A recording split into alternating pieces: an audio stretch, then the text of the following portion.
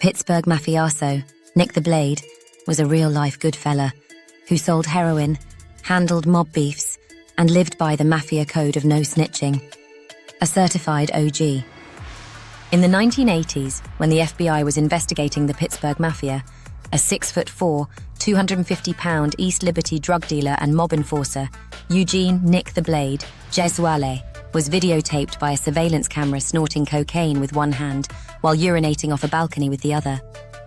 The fearsome narcotics kingpin was a John Belushi type who loved to party, spend money and fuck chicks, albeit with a severe violent streak. An FBI agent investigating said the crude mobster had absolutely no redeeming qualities. But Nick the Blade didn't care. He was an old-school mafioso who made his bones in the 1960s, carved out a drug empire in the 1980s, spent almost 30 years in federal prison for his prohibition-related crimes, and even earned a mention in the classic gangster film Goodfellas. Nick the Blade's pop culture claim to fame is that he was the infamous Pittsburgh connection from the Oscar-nominated film Goodfellas. Supplying wholesale cocaine to real-life New York Lucchese mob associates, Henry Hill, James Jimmy the Gent Burke, and Thomas Two-Gun Tommy DeSimone, portrayed by Ray Liotta, Robert De Niro, and Joe Pesci, respectively, in the cinematic classic, hemmed by the legendary Martin Scorsese. After dropping out of Central Catholic High School in the 10th grade, Nick the Blade learned to cut hair at the Pittsburgh Beauty Academy, a skill he'd utilized during his prison stint. But by the end of the hippie era, Nick the Blade was calling the shots in Pittsburgh, dealing heroin and acting as top muscle for the crime family, according to law enforcement. Police arrested him 13 times between 1959 and 1981, but none of the cases ever resulted in a conviction. That's because witnesses would never testify, a local prosecutor said. He earned his nickname from a pair of altercations in his youth when he attacked two separate men with a knife. One for ogling his girlfriend at a movie theater, and the other after a fight broke out in a basketball game he was participating in. Nick the Blade, according to FBI records, is a prime suspect in the December 1967 gangland slaying of Pittsburgh mob flunky Alphonse Marano, a hit informants told the government that he made his bones on. Marano introduced an undercover IRS agent to underboss Joseph Jojo Pecora, who was in charge of West Virginia's rackets and casinos. Pittsburgh. Don Michael Genovese blamed Marano for the subsequent bust, loss of revenue, and infiltration and arrest of his crew. Marano was found dead, shot 3 times in the back of the head, in the trunk of his car in Westmoreland County. Nick the Blade was questioned by detectives about the murder, but never charged. Nick the Blade was a kilo-weight drug dealer, a thief and a violent criminal. Allegheny County Common Pleas President Judge Jeffrey A. Manning, who helped prosecute Nick the Blade in the 1980s while working as an assistant U.S. attorney, said, "He was vicious. He was immoral. It wasn't about what was right and wrong.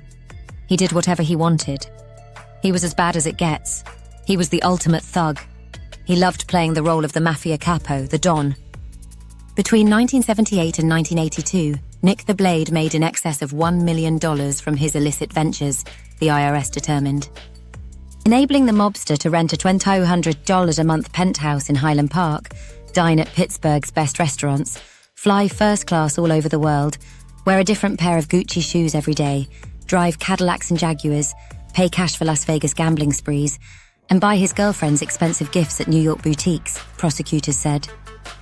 The indictment that spelled doom for Nick the Blade was filed in January 1985 and included pagan motorcycle gang boss Daniel "Danny the Deacon" Zwiebel, Pittsburgh press truck driver Roy Ingold, who'd later testify against him, and Pittsburgh wise guy Johnny Three Fingers Leone. Before the indictment dropped, Nick the Blade was tipped off by FBI Secretary Jacqueline Weimard through her boyfriend mobster John Caraba, allowing Nick the Blade to abscond from justice. On Jan 4, 1985, a fugitive warrant was issued for his arrest, and Gesuale landed on the U.S. Marshal's top 15 most wanted list. The feds claimed he fled with over $600,000 in cash and was running his drug empire from Jamaica. But since investigators knew Nick the Blade was a big gambler, they staked out the only 2 satellite dishes on the island. Nick the Blade was arrested at the Montego Bay Hotel while betting on some NBA games.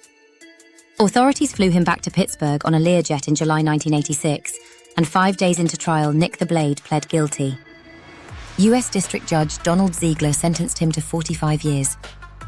In prison, gangster rapper Clifford T.I.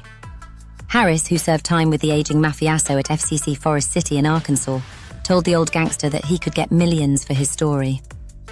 Nick the Blade, who'd never snitched on anyone in his life and followed the mafia code to the T, decided he wanted a movie made about his life, a la Goodfellas. "They made a movie about that fucking rat," he said. "They need to make one about a real gangster like me." After serving 28 years in prison, Nick the Blade was released from custody on October 31st, 2040, prohibited from returning to Pittsburgh due to threats he made against law enforcement figures during his trial. Nick the Blade relocated to Florida as a 72-years-old ex-con. He had a Rolls-Royce at the halfway house when he first got out.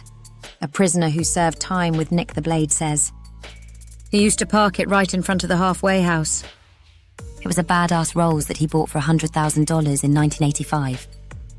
His sister held on to it that whole time for him. Not even 2 years out of prison, Nick the Blade was at Pastimes Restaurant and Bar in Ormond Beach when he suddenly fell over at the end of July, according to bar manager David Ruiz. Nick the Blade dropped dead of a heart attack while enjoying his usual glass of Pinot Grigio. "I was surprised he was nursing such a girly drink," the FBI agent Roger Greenbank, who helped send Nick the Blade to federal prison, said. "Would have thought something more macho would have been his style." Subscribe to Seth Ferrante's Outlaw Films YouTube channel. Watch his documentaries on Amazon and Tubi. Buy his books on GorillaConvict.com. Listen to his books on Audible and subscribe to his Substack.